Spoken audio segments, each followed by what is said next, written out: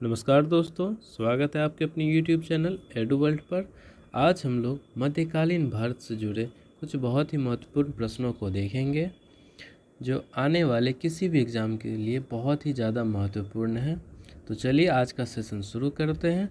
तो आज का हमारा पहला सवाल जो है वो है, हसन निजामी और फ़ख्र मुदब्बिर किसके दरबारी कवि थे? तो इसका करेक्ट आंसर हो जाएगा दोस्तों कुतुबुद्दीन ऐबक, क्योंकि हसन निजामी और फ़ख्र मुदब्बिर कुतुबुद्दीन ऐबक के दरबारी कवि थे। अब अगला प्रश्न देखते हैं, मोहम्मद गौरी ने पहली बार भारत आक्रमण कब किया? तो मोहम्मद गौरी ने पहली बार भारत आक्रमण किया था 1175 में भारत के मुल्तान के करमाती मुसलमानों पर, जो अब वर्तमान में पाकिस्तान में पड़ता है। बढ़ते अगले प्रश्न की ओर। तो हमारा प्रश्न नंबर 3 है, किसके काल को मुगल चित्रकला का स्वर्णकाल कहा जाता है? तो इसका करेक्ट आंसर हो जाएगा मुगल शासक जहांगीर, क्योंकि जहांगीर के काल में चित्रकला का बहुत ही ज़्यादा विकास हुआ था, इसलिए मुगल चित्रकला का स्वर्णकाल कहा जाता है। अब अगले प्रश्न को देखते हैं, किसका काल मुगल वास्तुकला का स्वर्णकाल कहा जाता है? तो इसका करेक्ट आंसर हो जाएगा ऑप्शन सी, शाहजहां, क्योंकि शाहजहां ने कई इमारतों का निर्माण करवाया था, जिनमें से प्रमुख है आगरा का ताजमहल, आगरा का मोती मस्जिद, दिल्ली का लाल किला और दिल्ली का जामा मस्जिद। अब अगले प्रश्न को देखते हैं, मोहम्मद बिन कासिम ने भारत पर आक्रमण कब किया था? तो मोहम्मद बिन कासिम ने भारत पर आक्रमण किया था 712 में, और इसने किया था सबसे पहला आक्रमण भारत के सिंध पर। उस समय वहाँ का राजा हुआ करता था दाहिर। अब अगले प्रश्न को देखते हैं दोस्तों, लिंगराज मंदिर किस प्रदेश में है? तो लिंगराज मंदिर है ऑप्शन ए, उड़ीसा में, और इसका निर्माण हुआ था 11वीं सदी में। अब अगले प्रश्न को देखते हैं, नटराज की कांस्य मूर्ति किस वंश से संबंधित है? तो नटराज की कांस्य मूर्ति जो है ये संबंधित है चोल वंश से, और नटराज का अर्थ होता है तांडव नृत्य की मुद्रा में शिव। अगला प्रश्न देखते हैं, अमोघ वर्ष किस वंश से संबंधित थे? तो अमोघ वर्ष जो ये संबंधित थे राष्ट्रकूट वंश से, और राष्ट्रकूट वंश की स्थापना अमोघ वर्ष ने ही की थी। अब अगला प्रश्न देखते हैं दोस्तों, जो कि हमारा प्रश्न नंबर संख्या 9 है, ब्रिटेन की रानी एलिजाबेथ प्रथम किसके समकालीन थी? तो ब्रिटेन की रानी जो एलिजाबेथ थी वो थी अकबर के समकालीन, जिसका शासन चला था दोस्तों 1558 से लेकर 1603 तक। अब अगले प्रश्न को देखते हैं दोस्तों। अगला प्रश्न है हमारा, अब्दुल कादिर बदायूनी, नकीब खान और थानेश्वर किसके दरबार में थे? तो ये तीनों थे अकबर के दरबार में। अब अगला प्रश्न देखते हैं दोस्तों। हमारा अगला प्रश्न है, किताब अल हिंद की रचना किसने की थी? तो इसकी रचना की थी अलबरूनी ने, जो महमूद गजनवी के साथ भारत आया था, और भारतीय संस्कृति का अध्ययन सबसे पहले इसी ने किया था। अब अगला प्रश्न देखते हैं दोस्तों, किस सल्तनत कालीन राजा ने अपने अमीरों के बीच उसकी इजाज़त के बिना दावतों त्यौहार मनाने पर रोक लगा दी थी? तो इसका करेक्ट आंसर हो जाएगा दोस्तों अलाउद्दीन खिलजी, जो कि ऑप्शन सी है, क्योंकि इसे डर था कि इसके मतलब राज्य में विद्रोह हो जाएगा, और उसी को दबाने के लिए इसने ऐसा किया था।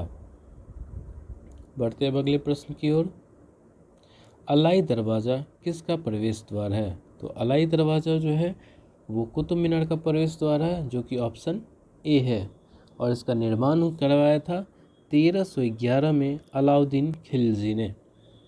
बढ़ते हैं अगले प्रश्न की ओर, बाबर ने भारत का सबसे शक्तिशाली राजा किसे बताया है? तो बाबर ने अपने आत्मकथा में बताया है कि भारत का सबसे शक्तिशाली राजा कृष्णदेव राय को। बढ़ते हैं अगले प्रश्न की ओर, निम्नलिखित शहरों में से एक प्रसिद्ध स्मारक रूमी दरवाज़ा कहाँ स्थित है? तो रूमी दरवाज़ा जो है ये लखनऊ में स्थित है। बढ़ते हैं अगले प्रश्न की ओर, फिरदौस मंजिल किस मुग़ल राजा को कहा जाता था? तो फिरदौस मंजिल कहा जाता था शाह आलम द्वितीय को। दोस्तों, शाह आलम द्वितीय के बारे में हम लोग कुछ क्या क्या जानते हैं कि ये अंग्रेज़ों के हाथों बक्सर के युद्ध में हार गया था, और बक्सर के युद्ध में इसका साथ दिया था शुजाउद्दौला और मीर कासिम, और ये बक्सर का युद्ध हुआ था 1764 में। बढ़ते अब अगले प्रश्न की ओर दोस्तों। हमारा अगला प्रश्न है, मेहरुनिसा किस नाम से प्रचलित थी? तो मेहरुनिसा नूरजहां के नाम से प्रचलित थी। ये शेर अफगान की विधवा थी और जहांगीर की पत्नी थी। बढ़ते अब अगले प्रश्न की ओर। शराब गुटका किस रहस्यवादी कवि की हस्तलिपि है? तो शराब गुटका भगत पीपा की,